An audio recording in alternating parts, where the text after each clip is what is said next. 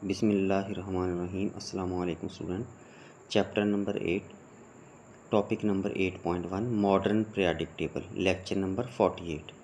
इस लेक्चर के अंदर हम लोगों ने मॉडर्न पीरियोडिक टेबल के बारे में पढ़ना है कि इसमें एलिमेंट्स को कैसे अरेंज किया गया है और इसमें ग्रुप और पीरियड की डेफिनेशन क्या है।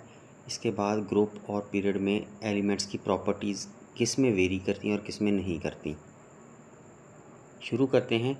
The modern periodic table is based upon the arrangement of elements according to the increasing atomic number. Atomic number के इंक्रीज़ होने के हिसाब से एलिमेंट्स को मॉडर्न पीरियोडिक टेबल में अरेंज किया गया है।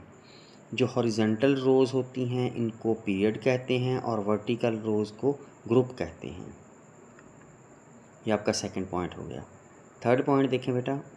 In modern periodic table, electronic configuration of the elements continues changing when move from left to right।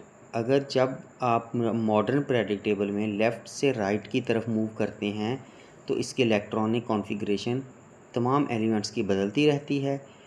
Due to this the elements in the period show the gradual change in properties. इसकी properties भी बदलती रहती हैं। अब अगर हम group की बात करते हैं तो ग्रुप के अंदर इलेक्ट्रॉनिक कॉन्फ़िगरेशन हर ग्रुप की सेम होती है, तो इसलिए इनकी प्रॉपर्टीज़ भी सेम रहती हैं। ये चौथा पॉइंट आ गया हमारे पास। उर्दू मीडियम वाले बच्चे देखेंगे 8.1 modern periodic table. Modern periodic table में एलिमेंट्स को इनके एटॉमिक नंबर में बतदरीज अजाफे की बुनियाद पर तरतीब दिया गया है। ये पहला पॉइंट इसका हो गया। दूसरे पॉइंट के अंदर आपने बताना है कि पीरियड किसे कहते हैं और ग्रुप किसे कहते हैं। ये दूसरा पॉइंट हो गया।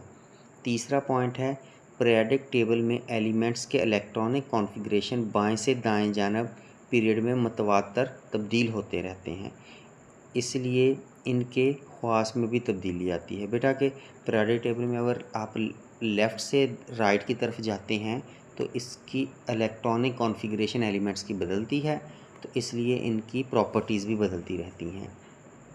अब ग्रुप की अगर ज़िक्र करें तो ग्रुप में इनके इलेक्ट्रॉनिक कॉन्फ़िगरेशन एक जैसी होती है, इसलिए इनकी प्रॉपर्टीज़ भी एक जैसी होती हैं। ये 4 पॉइंट। होप्स हो कि लेक्चर क्लियर हो गया होगा। इंशाल्लाह मिलते हैं नेक्स्ट लेक्चर में। अल्लाह हाफिज़।